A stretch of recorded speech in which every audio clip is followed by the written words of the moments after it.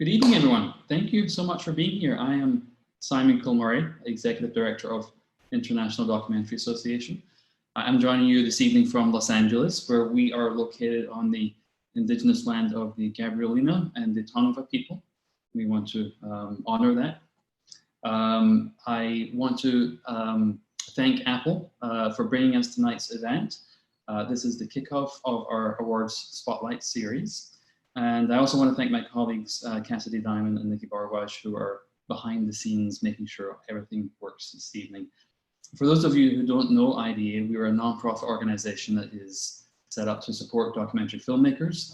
We do that through funding, through training, through advocacy, and then we have events, often in person, but at the moment virtually. And I hope you're all safe and well in your various homes, wherever you are.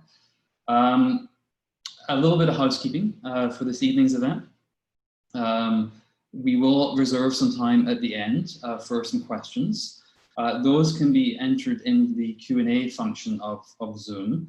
And at the end, if your question is selected, my colleague Cassidy will invite you to ask that question on camera. So we will send you a note and your name will be announced, and then you'll get an invite to actually ask that question on camera. The chat is disabled for this particular event. We have more events coming up, and I invite you to go to documentary.org to see those events, but also to see our other programs and funding opportunities that we have at IDA. I'm really happy to be kicking off our Award Spotlight series with this particular program, Visible, out on television. It's a 5-part series on Apple Plus, on how the LGBTQ movement has shaped culture and television. And we have some really distinguished guests here tonight. So without further ado, I want to welcome our moderator, my friend, the Artisan Editor at Variety Magazine, Jazz Tangcay. Jazz, how are you? Welcome. Thank you, Simon. I'm so excited to moderate tonight's panel, and thank you for inviting me. So as Simon said, I'm Jazz Tangcay, Artisans Editor at Variety, and I'm beyond excited for this panel tonight. Visible out on TV is this fabulous 5-part docuseries. Whether you've seen one episode, I implore you to finish the series because it traces the representation of LGBTQ people on TV, and it's really a history lesson that we all need. And there's a lot of fun moments in there too. So I'm so excited to introduce the panel tonight. First, director Ryan Waithe. Hi, Ryan. Producer Jessica Hargrave.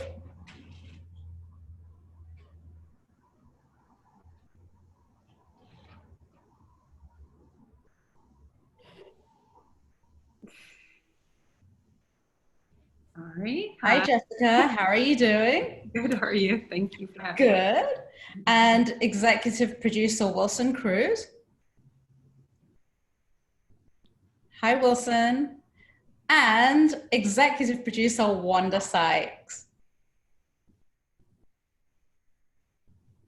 This is where we'd have the round of applause for everybody. Hi, Wanda. Hi, good evening to you all. Thank you for being here. So as I said, I'm beyond excited to talk to you all. So let's go back. I mean, this docuseries was 7 years in the making. You know, what a journey to get here. Wilson, should we start with you? Like, can I ask a question? Because I can't see you guys. Oh, okay. You me? On the top right-hand corner, yeah, you should see speaker view or gallery view.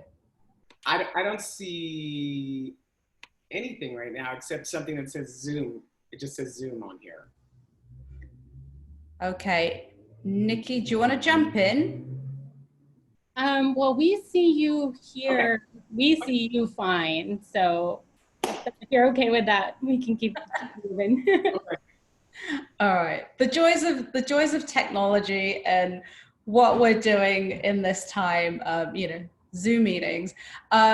So Wilson, yeah, I mean, this was 7 years in the making. Talk about that journey and how it all began for you.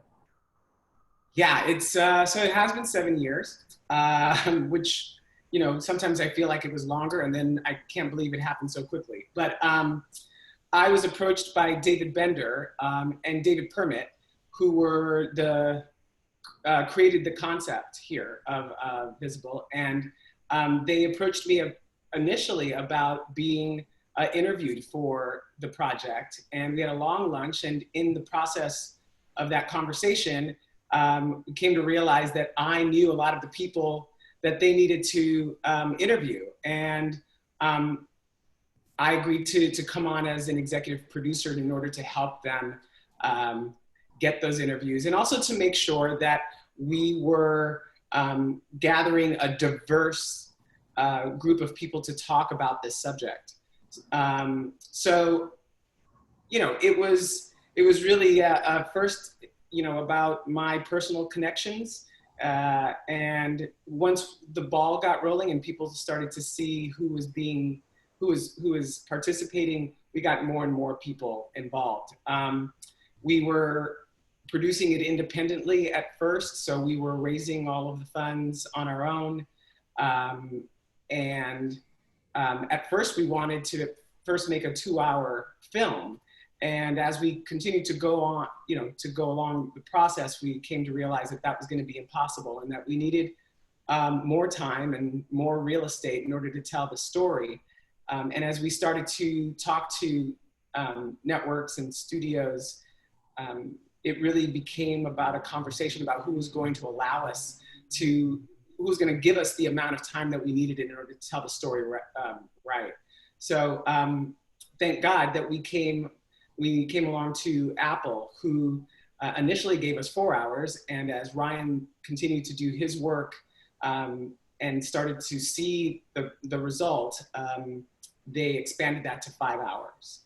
So, you know, there was a lot of starts and stops just in terms of the budget for a while, and also there was a lot of time in terms of scheduling people's interviews and making sure we got all of those in. So yeah, it's been quite the road. Wow. And here we are. And then, you know, talking about voices, you know, Wanda, how did you get involved in that? And, you know, you lending your voice as well just added a whole other, you know, dimension to the series. Oh, we can't, your sound.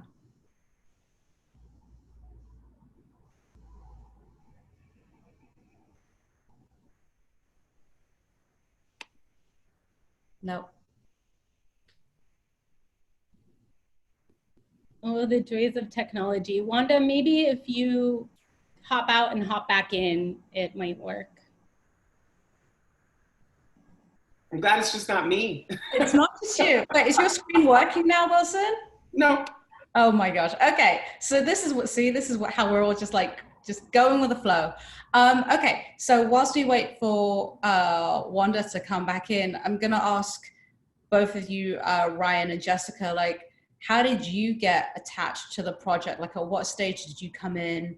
I think Wilson touched on it briefly, and do your incredible collaboration. Yeah, so like Wilson mentioned, the project was almost a decade in the making. And when Apple loved the concept and bought the idea from David Permit and David Bender and Wilson, who had been pounding the pavement for years, they brought the idea to Jess and myself. So Jess is my producing partner and I'm the director. And honestly, at the beginning, we said no, thank you, because it's very outside of the style of filmmaking that we've done in the past. Usually we're making documentaries following a person or a group of people while something is unfolding. And on first glance, this really felt like more of a historical series, which was outside of our wheelhouse. But the more we researched it and sort of digested the passion that the group who had originated it had, we thought if Apple's willing to give us the real estate to make a documentary series where we can dive deeply into storylines from television history, like find storylines that have a beginning, middle, and end, and really flesh them out, almost like a series of short films about television history, then maybe we were the right filmmaking pair. And lucky for us, Apple said that's exactly what we want. We're gonna give you as much time as you need to dedicate to this series. And that's how it all began. It's amazing. Jessica, do you want to talk about, for people who don't know, like, you and Ryan have been collaborating for so long, like, you've worked on The Keepers, Ask Dr. Ruth, and, the case against 8. Like, what is your relationship like now? Ryan and I actually grew up together. So our relationship has evolved over 25 years, which is incredible to think about. We first met when we were kids and went to the same elementary school when we were 10. So it's been a little more than 25 years, but still, it's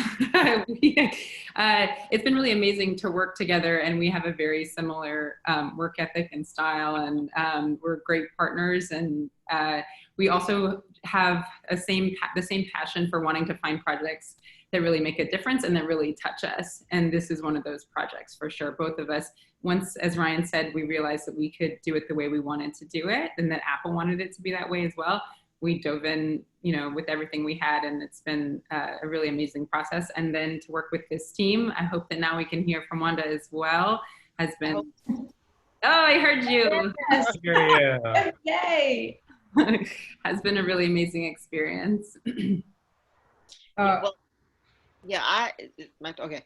Yeah, I've worked with Jessica for many years. Actually, she was the best assistant for my agent, Stacy Mark, back at WME, and she was just the best, really. And now she's a big time producer, rightfully so, and so very talented. And she, approached me and said, hey, I'm doing this project. And of course I just automatically was like, yeah, I'll do it. It sounds great. So I don't know what Wilson is talking about it took all these years or whatever. It happened like this for me. It was like, it was really quick. Because when I joined on, they had already shot a lot of footage and a lot of interviews. And because Ryan was going to, he put a lot of things together and planned to interview more people. So it was, so coming into it, I didn't start with a blank page. I saw what they were doing and was able to, like, hey, we should get this person involved. We should interview this person. And that's basically what it was. It's like just using your contacts and also voices that I thought were important to be involved in this project, because I mean, they're young people and or younger people, I should say, and there were shows and things that happened that I remember as a kid that spoke to me. So it was nice to draw from that and say, what, we should let's call Marshall Warfield. Let's call, so yeah, it was just it was just really nice to be involved and to get this project out there. And I'm gonna tell you that every time I watch, I can't tell you how many times I've seen it, but episode 1, the first 5 minutes, if you're not in tears, something wrong with you. Yeah. And that's what I love about it. It's such a deep dive into the history of representation. And you're sitting there watching every moment going, oh my God, I forgot that series. Oh my gosh, I forgot about that moment. Talk about finding that balance between all those incredible interviews, showing the archive. Like, how was that mapped out? Do you want to take that, Wilson, and then Ryan? Well, I think Ryan would be best in answering that. Yeah, I mean, it was not easy. We had almost 100 people interviewed for this documentary series, and every single one of them is a legend in their own right, either an actor or showrunner. We also really wanted to lean into activists, the people that might not be famous faces, but were using television as a tool. So we ended up with 100 voices, and then we have 70 plus years of television history. So I can't tell you, we made a 5-hour series. I can't tell you how many angry tweets I still get for leaving something on the cutting room floor. And I understand that, because I know how formative television was for me and how certain characters impacted me. What we began to do was sort of use our interviewees as kind of our survey. So the more people talked about something, like Wanda said, Jess and I might have been too young to be watching a certain television show, say a television movie like A Question of Love, a lesbian television movie in the late 70s. But when we heard multiple interviewees bring up this moment of watching something, then we would start pursuing that and researching that storyline and fleshing it out. So it was a lot of trying to balance that. Yeah. What? Surprise, I can see you. Okay. All right. Success. All righty. Now, what I really loved about the show, the series too, is like how the archive footage, what it does is it really shows the prejudice towards our community. What was that like for you, whether, when you were making it and like when the series was complete, just watching that? Wilson, we'll start with you and then Wanda. I think one of the things that's most powerful to me about the documentary is the fact that, here in the States, our history, our LGBTQ history isn't taught in schools. We have to go out and search out our history. And I can't tell you how many times someone has reached out to me to say, oh my God, I just finished watching Visible and I didn't know that the first time the word gay was used was during the Army McCarthy hearings, or I had no idea that Tim Gunn had a backstory that way, or what Adam Lambert went through on American Idol, or about the 60 Minutes interview. There's so much about our history that is untold. And so for me, it's incredibly gratifying, especially when I hear from young people who are hungering for this history, who reach out to say how excited they are to gain this knowledge and then to pass it on. So, for me, I'm on the board of an organization called GLSEN, and we fight every day in order to get rid of these no promo homo laws, where school districts aren't allowed to talk about LGBTQ people in our history. And this is a great tool to kind of get around that as best we can until those laws are abolished. But this is our way of informing and celebrating the people who took all of the risks that they took in order to get us here. But it's also a call to action to the industry that there's still work to be done. Here's where we are. Now let's talk about where we're going. For me, watching it just really resonated that, like, oh my God, unless you are a straight white man, you have to fight to get your story told, as far as like for your history, to get your history out there. And it seems like I shouldn't say it seems like it is. It's by design, it's especially as a Black woman watching this, it was like, oh my, they use this, it's the same blueprint. They use the same plan to discriminate and to keep people marginalized. It's the same plan. It's the same with what they did to Black people. It's the same way they're doing to the LGBTQ community, and that's why this is so important that we do tell the story and that we show how important it is with using television and getting, and getting your voice out there, and how, when you're not in control of telling your story, how it's used against you. I mean, how the lesbians were psycho, killers, and men the gay men are deviants, and So it's so important that we know our history, tell our history, and also be in positions where we can tell our stories. Yeah. I think the one thing is, like, you know, this shows that TV has been more progressive than film. And you touched on it slightly, Wilson, but like, what needs to be done just to keep representation moving forward, progressing, not just in TV, but in film? I'll take that if you want. You know, for most of the time that television has been in existence, when we talked about our community on television, we were really talking about gay white men. That was really all we ever talked about. Up until about 5 or 6 years ago, that was the case. You could look at GLAAD's research on this, but pretty much those were the only stories that we were told. So recently we've been seeing a more diverse and accurate depiction of the LGBTQ community on television.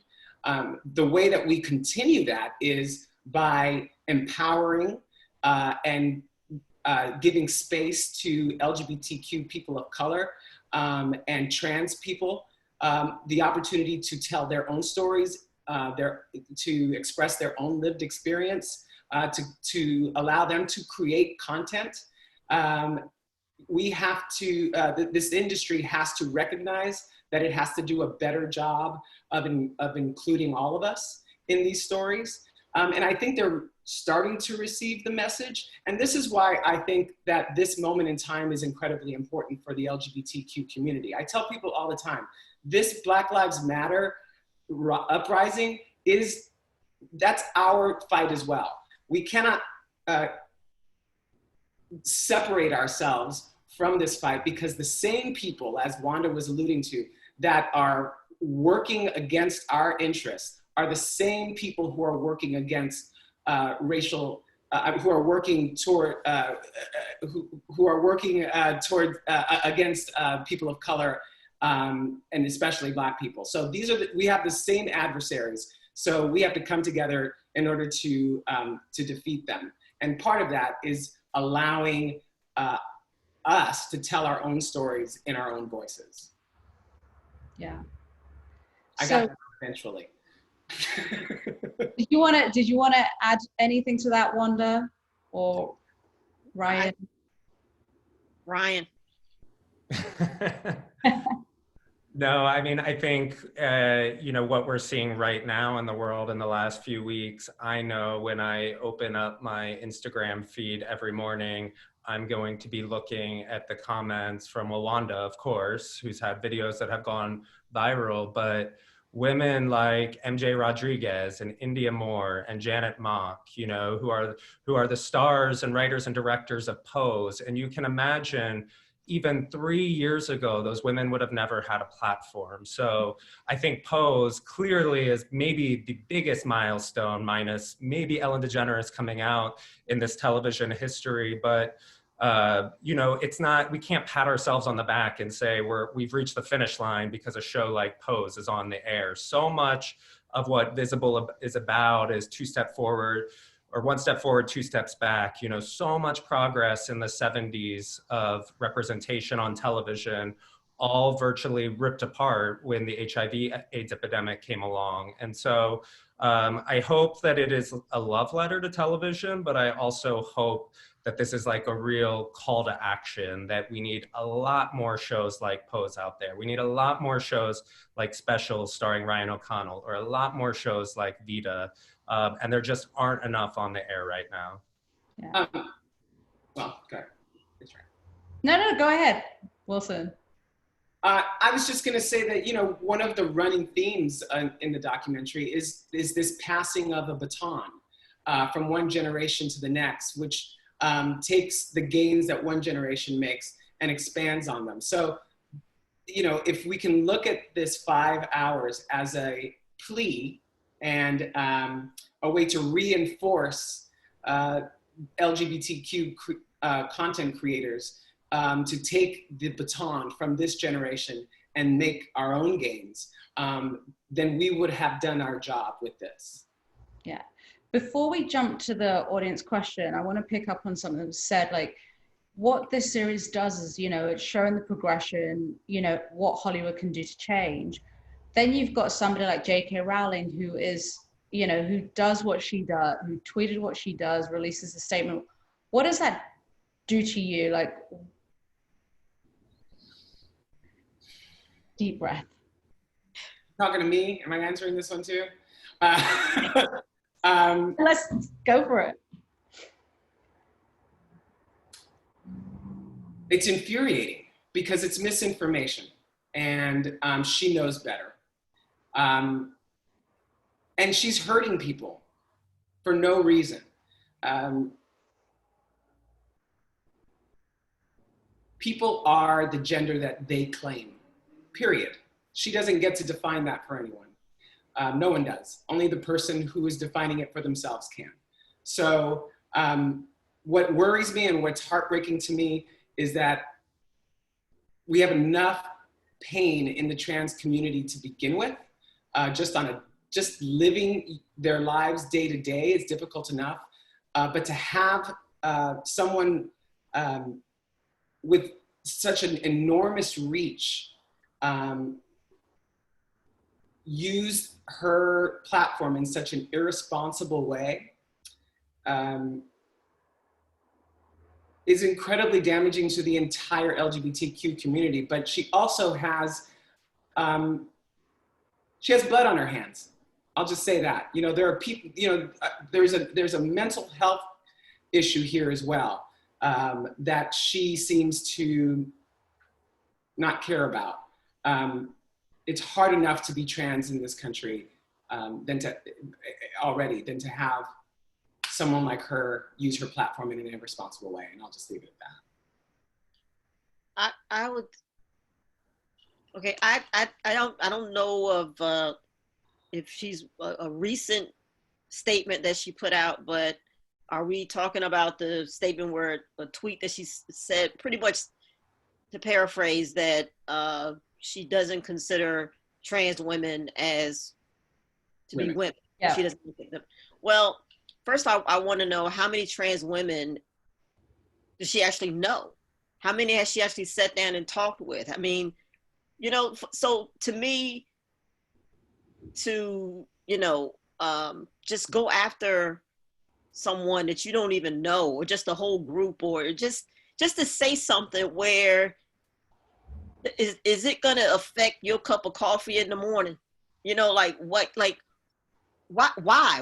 would you even put hate out there and attack someone that they're not even in your world? They're not in your world. You don't come in contact with these people, so why do they bother you? Let's let people live. That's the thing. That's the thing that really bothered me, and I thought it was ugly for her to say that. And like Wilson was saying, trans people, they have a hard enough time as it is. They don't need a world-renowned best-selling author to just attack them for no reason, unprovoked. Unprovoked. That's the part, right? Nobody asked her. Nobody asked her. Yeah. Okay. Thank you. We're gonna go out to our audience questions, and the first question comes from Mark Vanderhoe.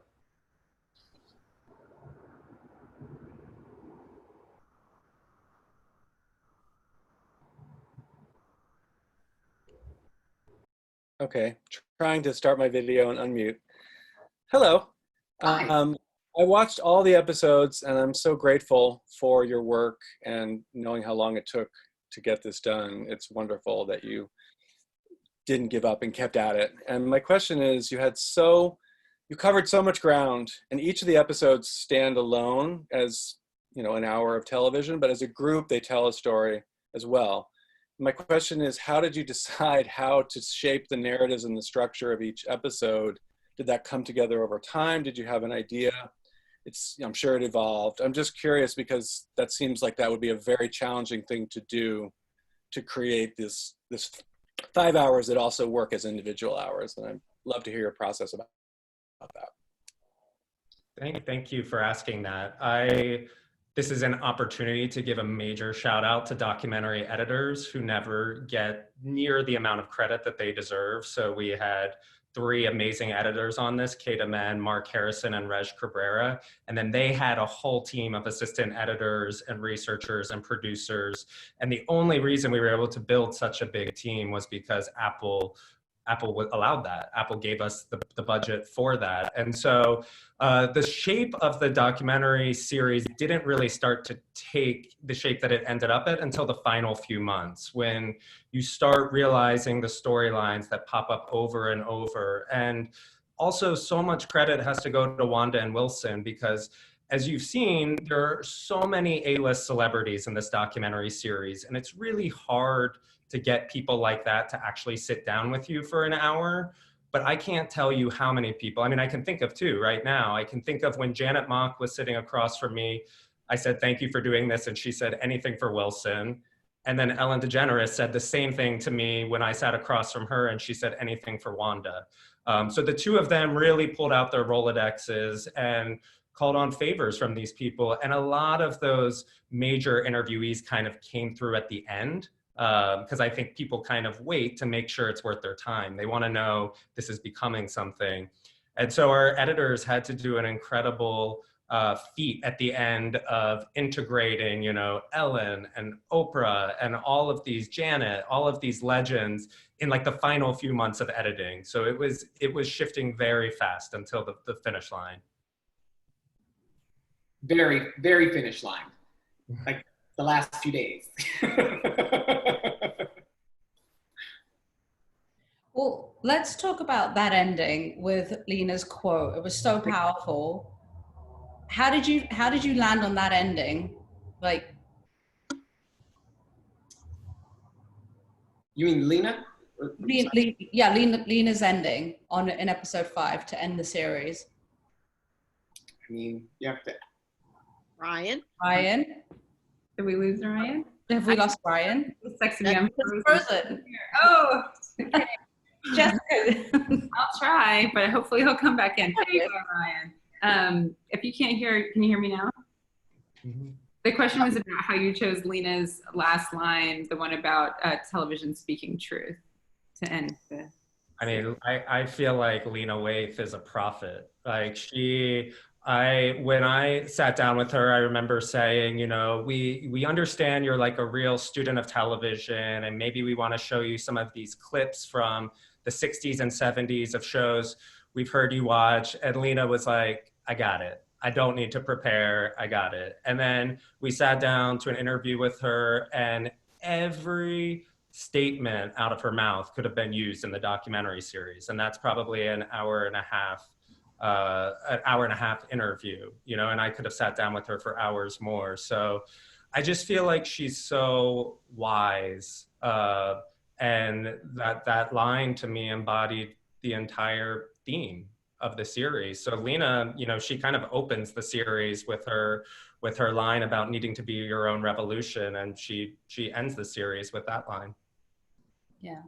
What about, as documentary filmmakers, this is one of the 3rd documentary that you've done on a streaming platform. Like, how has streaming helped you as filmmakers tell stories such as this that, I can't imagine this being on CBS or NBC. So talk about that a little bit. Jess? Sure. I think that for documentary film, but for all media, streaming has just opened the doors to a lot of different content that can be provided and that can reach an international audience. So for us, it's allowed things not to be so regimented. For example, it has to be, 2 30-minute episodes or something. Like, as we talked about, it was already such a struggle to fit all of this in. We started with 4 episodes and ended with 5.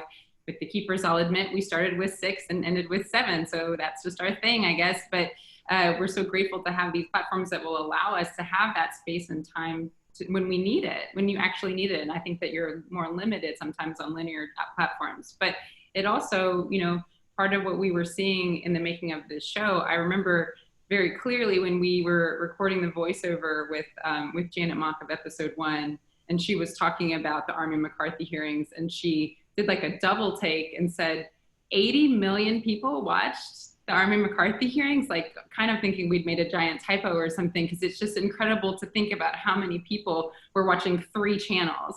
And so the damage that could be done, because that was all that you were seeing, and that was the authority, and it was sending this horrible message. And then to now, where again, we're certainly not perfect and we've got a long way to go, there are so many different platforms and so many different ways that stories can be told. So it's on all of us who are working in this day and time to take advantage of that, to allow those voices and stories to be heard. Yeah. I also have to say that, you know, having been in those initial meetings with Apple from the beginning, that I can testify to the fact that they were excited about this from the jump. You know, they knew that they were about to launch this streaming service, and they not only were excited to have this on the service, but they wanted it to be one of the first things that they released. It felt definitive to them that this was the kind of content that they wanted the public to know that they wanted to make. And so they were like, make your show. We want it, whatever you need. As far as I'm concerned, that was my experience with them. So I can't say enough about it. Yeah. And we have a question from Michelle in the audience.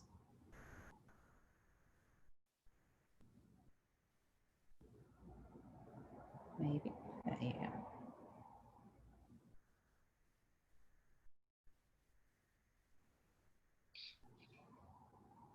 I don't have video right now. My name is Michelle. Hi, Michelle. Hi. So yeah, my question was, I really loved the series. It was really excellent. I love documentaries in general, but I was confused as you omitted some really pertinent things like Lea Delaria and the protests on Arsenio, and also in the Life on PBS. You didn't mention that series at all. And there's some other things too, if you want me to touch on them. But those are the 2 main things that I thought, you know, should have been included. Well, you know, like Ryan said earlier, there is so much that each of us individually would have liked to have included. I can make a list of my own, I promise you. Some of it was really heartbreaking for me personally that wasn't included, but you know, we have 5 hours to tell the entire story. So it's difficult. I mean, people always ask me like, well, you're going to make a season 2? And I'm like, we could, but you know, but yes, it's heartbreaking when we don't see who we want to see and who affected us, who reflected our experiences. So hopefully what happens is people watch the show and they use this as a catalyst to find out even more about LGBTQ people on TV. And you know, there's no way around it. There was no way we were going to be able to include everything. And I suggest, Michelle, you send that to Apple and say you need to see more. Season 2. Hopefully we won't have to wait 7 years though. No, you won't. We might need to piece together Ryan's skull after it explodes. I think we have one last question from Christina in the audience.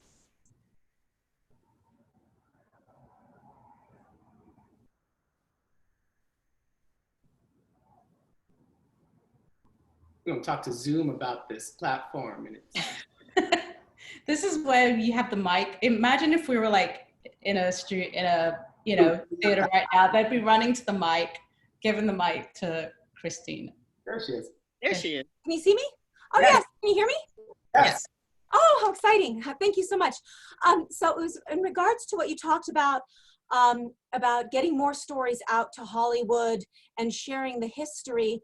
I have a documentary called Troy, the Original Ladyboy, about this incredible performer, Troy Walker, who worked in the 1970s in Hollywood at the Palomino Club, which was like the country shrine mecca and was not LGBTQ friendly. And they fell in love with Troy. And so I have this short documentary about him, and I have no idea how to get it out. It did really well at the Heartland Film Festival, first ever Pride Stride. We opened the Pride Stride, and he's just the most beautiful person. He's still alive. He's in his 80s, living at the VA, because he was also a soldier, and he performed for the troops as a lady, and they had no idea, and it was illegal back then in the 60s. Amazing person. Any suggestions on how to get this story out there? Jess, Well, want to do that? first of all, I love your hustle. I'm just going to say that. Thank you. Jess, you're muted. Yes, sorry, I was trying, let me unmute myself. I don't have like a hard, concrete answer because I'm sure that you know that there isn't one, but I'd be happy to sideline with you about it if you want as well. Like I can connect with you separately because it is a hard battle. And so it's for everyone. So I think that having premiered at a festival is a great start. That's how we got our start. You start to meet people and also ideally get people to see your film and be interested in helping others to see it. I also think that it is an exciting time in that right now people are, in addition to streaming networks, they're consuming content in other ways as well. Like if it's already a completed film, you know, you could put it up on a YouTube or something like that and then do your own grassroots effort. I don't know that it takes a lot of work is what I was gonna say. And that's what we did at first as well. And, you know, and that's how we first got our films out to people, is by just like emailing everyone we could. I played publicist and I had like a separate fake email address that was really just me, but I was pretending to be the publicist for our film. And it takes a lot of that at the beginning for sure, but I'd be happy to have a conversation with you about your, you know, project specifically if you want to just reach out. I'd love to. Do I just find you through IMDb? Yeah, or if you can email IDA or something, or I'll get them. Is it finished? Is it finished? Oh yes, it's finished. It's only a short documentary because there was only so much footage on him that so much of it got lost. I mean, he played with Jerry Lee Lewis and Elvis and everybody, but so much of his footage was burned. So we found some archival, and so it's just a short documentary. It sounds really fascinating. Yes. I'd be interested in seeing All it. right, I'll share with Wilson too. So yeah, if I get in touch through IDA or however is the best way. Sounds like something I want to see. Okay. Cool. Thanks, Christina. Thank you. Thank you. Thanks, Christina. Okay. Amazing. Okay, so I think the thing is there's a thirst for more after watching this series, like whether we want a second season or whether we want to dive into like the deeper history of the LGBTQ representation. What would you say are some of the like your favorite sources for diving into this history? Should we start? I'll start with Ryan, Jessica, Wilson, and then Wanda. My favorite sources for what? For diving into LGBTQ history, if they want to learn more, or, you know. Well, I mean, I think a lot of people have probably heard of this, but our predecessor is clearly The Celluloid Closet, which was a very seminal film about the LGBTQ representation in cinema that I, you know, have watched over and over and over, and was kind of my guiding light in making visible. So I'd name that one. I loved How to Survive a Plague. We Were Here is also amazing. The obvious choice, Paris is Burning, which was seminal for me. Yeah. What about you, Jessica? I would recommend, we worked with a consultant named Stephen Capsuto who wrote, this is a book, but it's a book called Alternate Channels that's very much about this history. I mean, he's like a super genius. We spent hours talking to him about all of the different things that he had researched and uncovered about the history of LGBTQ representation. He also has a Twitter handle that I follow, and almost every day just posts like this day in LGBTQ TV history, which I find really fascinating too. So it's just a little snapshot into progress, problematic progress, or sometimes not so much, but it's really impactful. Stephen Capsuto is his name, and the book is Alternate Channels. Well, if we're talking about Instagram accounts, I would suggest the AIDS Memorial account, which is amazing. They give you a biography of someone who passed and their story, and keeps their memory alive. I see it every day. If you want a good cry, that's where to go. What about you, Wanda? Oh, come on, Will and Grace. No. No. Oh God. Actually, I mean, what everyone has said, they're all great sources. I know it was another film that I thought was good because it showed you like more often how the situation goes down in the African American community, and that's the movie Pariah. It's pretty much a coming of age story of a young Black lesbian. So, but like I said, everyone and watch Pose. I just remembered something too. I'm sorry. The James Baldwin documentary, I'm Not Your Negro. Absolutely. Must. That's a must watch too. I want to thank you all. I could talk to you all night long, but I know people are going to go on walks and eat dinner and carry on. But so thank you, Apple. Thank you to the IDA. Thank you, everybody. Thank you. Thank you. Jazz.